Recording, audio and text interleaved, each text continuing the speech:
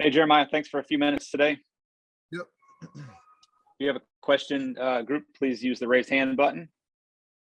And we will begin with Dina King. Hey, Jeremiah, what's your thoughts of getting to play in the Pre-Mayo Bowl against South Carolina?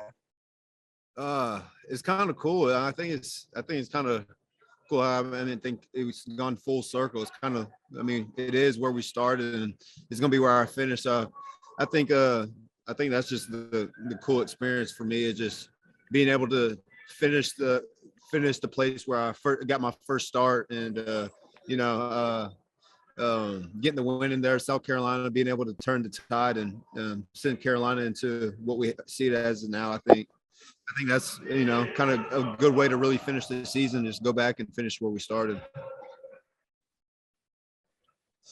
Andrew Jones, go ahead.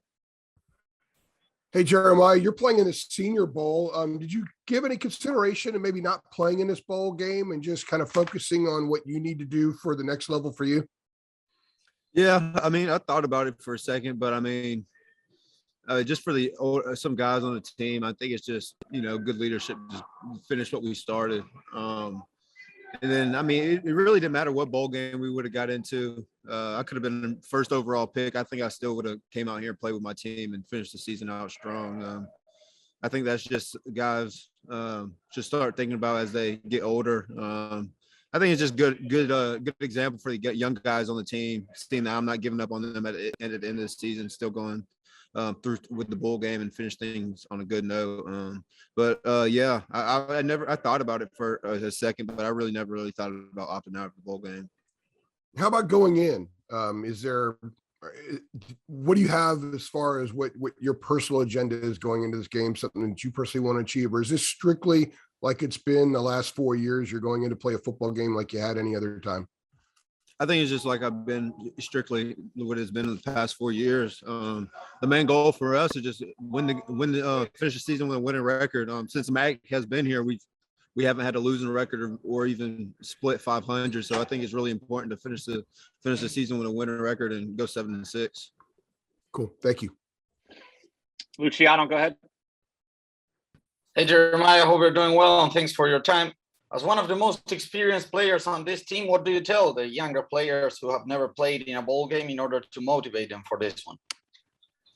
I think it's just like any other game, but you have more time to dissect the team that you're playing. So I think it's just getting in the film room and learning everything that you can. So, we have 2 to 3 weeks to get prepared. So I tell the young guys, take this time when you get in, take all this time that we have and take advantage of it. Get all the cues, all the tendencies that you can over South Carolina, and take them into the game week. And I told them, it's just like in any other week. We go for second and third down the first week, and then anything else that we can throw in to help the younger guys, that's what we'll do. CL Brown, go ahead. Hey, Jeremiah, can you put us back in that first start back in 2019 for Sam, going into that game with Sam Howell as quarterback, just in terms of, did you guys have a feel for what you had from practice, in Sam, or was it after seeing everything kind of play out in that game, it was what you really made you say, like, hey, we might have somebody special at quarterback? I think it was just through practice. Him coming in the spring, and then what he did in the spring, and then he just evolved even more going into fall camp.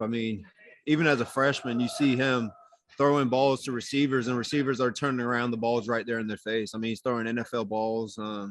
Receivers aren't having to really come back for any balls. Anytime they get out of their breaks, the balls were right there in fall camp. And that's really something I learned, picked up on him his freshman year, like when we were just doing 7-on-7, how fast he gets the ball out and how fast he reads defenses.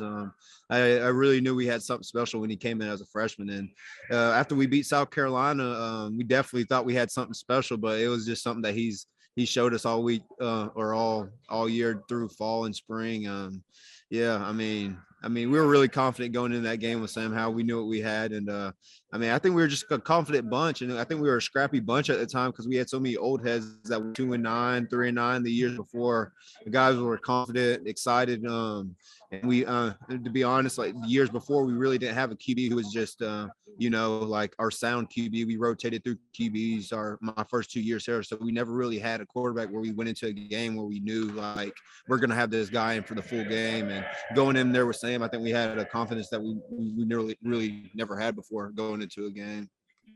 And if you could kind of put that in the context of Coach Brown's tenure. So when you guys beat South Carolina in that first game in 2019, to me, and you tell me if I'm wrong, to me, it kind of changed the expectations, of what people felt that team could do in 2019. So what do you feel like a win in this bowl game for you guys would do, for next season?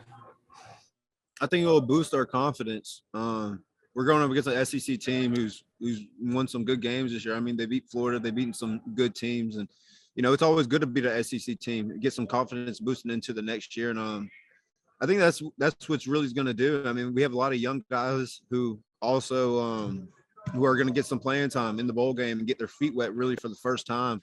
And I think that's something you always, when you're playing in the bowl game, that's something that you got to really look at is you're trying to win the bowl game, but at the same time, you're really building for the next season. And I think every single year that we really kind of picked up off our bowl games and been able to pick up the positives out of it and move them on to the next season. Ross Martin. Hey, Jeremiah, that kind of leads right into my question. Are you seeing this as an opportunity to, train the younger guys to fill in for you, and especially at the linebacker position? You can kind of talk about those guys that you're working with these next couple of weeks during your last time as a Tar Heel? Absolutely. I mean, that's been my objective the whole time, is just to give back the same way Cole Holcomb and Andre Smith gave back to me. And I think the guys completely understand it. They know where they sit with me, and they understand like that's kind of like the standard that we have set here.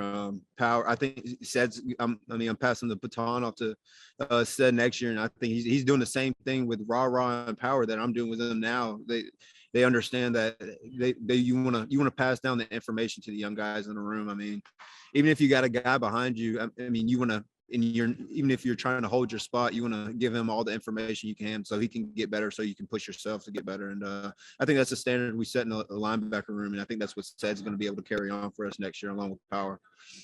Yeah, and those guys briefly, I mean, Cedric, Power, Rah. I mean, what do you think about them and what they can bring? Oh man, since I've been here, I'd probably say it's definitely one of the most talented rooms I've been in. I mean, Rah can get to somebody in 2 steps. I mean, he's the fastest guy I've seen on linebacker in a long time. And then you just got Power, who's so smart, so cerebral at a young age. He was way ahead of what I was when I was a freshman. So I think that's going to be great for the years that he has coming on. He's just going to continue to build. And then what Seth's been able to do this year is just what he showed us in fall camp and in spring. He's been able to pick up the information, learn it quickly. And I think the linebacker room is going to be well taken care of for the next couple of years here at Carolina. Great. Thanks, man. All right. Last one for Jeremiah will come from Greg Barnes. Hey, Jeremiah, can you walk us through the NFL evaluation process? I know Daryl Moody's on staff and he's handling all that. Can you kind of walk us through just how that takes place?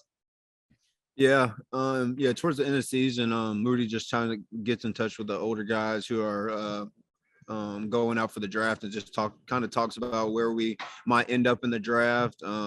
Talks about Q&As, things we'll do when we do end up talking with some teams. Talks about our training schedule and how we should train.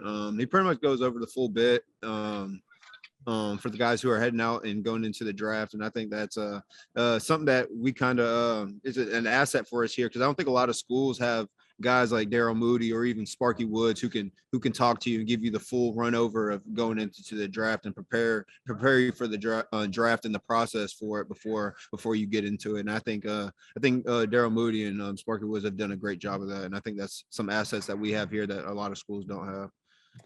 I also wanted to ask, North Carolina is set to sign arguably the best recruiting class in school history on Wednesday.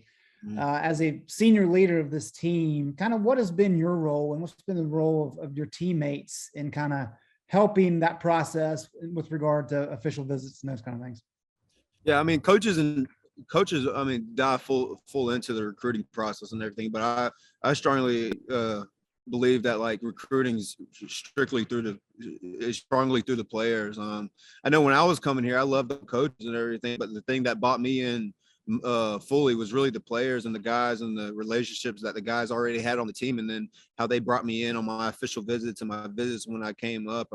The players have a huge part in it, how they take on players. And I think that's why our recruiting class is doing so well. We have a great staff on staff with the coaches. And then you have a group of guys on the football team who just love each other so much, and whoever's joining the family, and we're welcome them with open arms. And I think that's why we've been so successful in recruiting, with the coaching and the players on the team being able to buy into the recruiting process. Thanks, Jeremiah. All right, Jeremiah, thanks for a few minutes. Appreciate it. Yeah, no problem.